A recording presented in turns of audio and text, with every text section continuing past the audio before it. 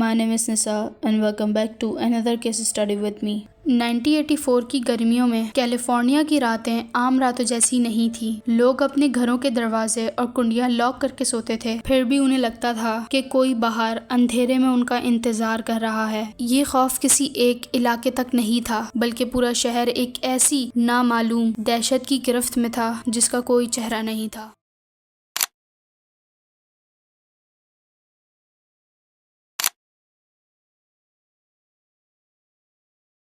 इस खौफनाक सिलसिले की शुरुआत होती है 29 फ़रवरी 1960 को टेक्सास के एक शहर अल पासो से, जहां रिचर्ड रैमिरेस पैदा हुआ। देखने में वो एक आम बच्चा था, लेकिन उसके घर का माहौल बिल्कुल भी आम नहीं था। उसके फादर, जो एक मजदूर थे, वो बहुत गुस्से वाले शख्स थे और रिचर्ड अक्सर उनकी मारपीट का निशाना बनता था। कहते हैं कि बचपन में रिचर्ड को 2 बार सर पे गहरी चोट लगी थी, जिसकी वजह से उसे मिर्गी के दौरे पड़ने लगे थे। लेकिन ये सिर्फ उसकी जिस्मानी तकलीफ थी। असली जहनी तब्दीली तब आई जब रिचर्ड का बड़ा कजन मिगेल वियतनाम वॉर से वापस आया। उसने रिचर्ड को जंग की कुछ ऐसी तस्वीरें दिखाई जो किसी भी बच्चे के जहन को हिला कर रख देती। और सिर्फ यही नहीं, रिचर्ड ने अपनी आंखों से मिगेल को अपनी ही वाइफ का कत्ल करते हुए देखा, और यही वो लम्हा था जब मौत और जुल्म उसके लिए एक नॉर्मल बात बन गई। 1970 के आखिरी सालों में रिचर्ड का टेक्सास में दिल नहीं लग रहा था। उसने स्कूल छोड़ दिया और अपना ज्यादातर टाइम कब्रिस्तानों में गुजारने लगा। वो घंटों तक अकेले बैठा रहता। फिर 1980 में वो हमेशा के लिए कैलिफोर्निया शिफ्ट हो गया। शुरुआत में वो आम सा चोर था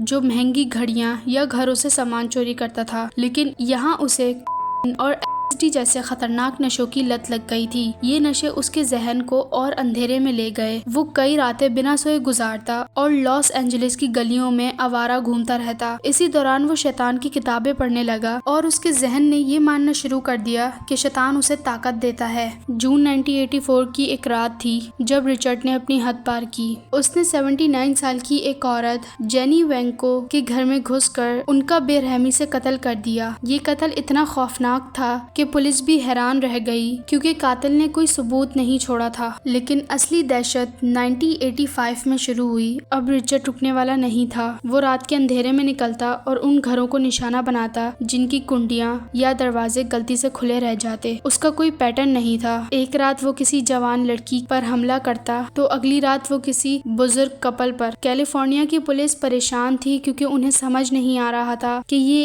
एक आदमी है या पूरा गैंग। और इस केस को मजीद समझने के लिए हमारा ये जानना जरूरी था कि उस वक्त कैलिफोर्निया के लोगों का क्या हाल था। रिचर्ड के हमलों की वजह से पूरे लॉस एंजलिस में हार्डवेयर शॉप्स पर लंबी लाइनें लग चुकी थीं। लोग नए लॉक, सिक्योरिटी अलार्म्स और वेपन्स खरीद रहे थे। उस टाइम पर शदीद गर्मियां थीं, पर फिर भी लोग अपने घर के सारे दरवाजे, खिड़कियां, पर्दे बंद करके सोते थे, just because of Richard. Richard Ramirez ने सिर्फ कत्ल नहीं किए थे, उसने एक पूरे स्टेट का सुकून छीन लिया था। वो दीवारों पर पेंटाग्राम्स बनाता और विक्टिम से कहता कि वो शैतान का नाम ले। उसका ये शैतानी पागलपन पुलिस के लिए एक उलझन बन चुका था। रिचर्ड अब रुकने का नाम नहीं ले रहा था। कभी वो किसी के घर में घुसकर किसी सोते हुए आदमी को गोली मार देता, तो कभी वो किसी औरत को किडनैप कर उस पर तशद्दुद करता। एक अजीब बात ये थी कि रिचर्ड अपने पीछे कोई मखसूस पैटर्न नहीं छोड़ता था, लेकिन वो पेंटाग्राम दीवार पर या विक्टिम के जिस्म पर जरूर बनाता था। पुलिस को समझ आ चुका था कि ये कोई आम कातिल नहीं है, बल्कि ये एक जहनी मरीज है जो शैतान की इबादत में ही सब कुछ कर रहा है। और पूरे शहर में रिचर्ड को नाइट स्टॉकर के नाम से जाना जाता था। इतने कत्लों के बाद भी रिचर्ड कोई फिंगरप्रिंट नहीं छोड़ रहा था, लेकिन पुलिस को हर क्राइम सीन पर एक चीज जरूर मिल रही थी, एक मखसूस जूते का निशान। ये एविया ब्रांड के बास्केटबॉल शूज थे। पुलिस ने जब इन्वेस्टिगेशन की तो पता चला कि पूरे कैलिफोर्निया में इस साइज के सिर्फ कुछ ही जूते बेचे गए हैं। लेकिन असली ब्रेक थ्रू तब मिला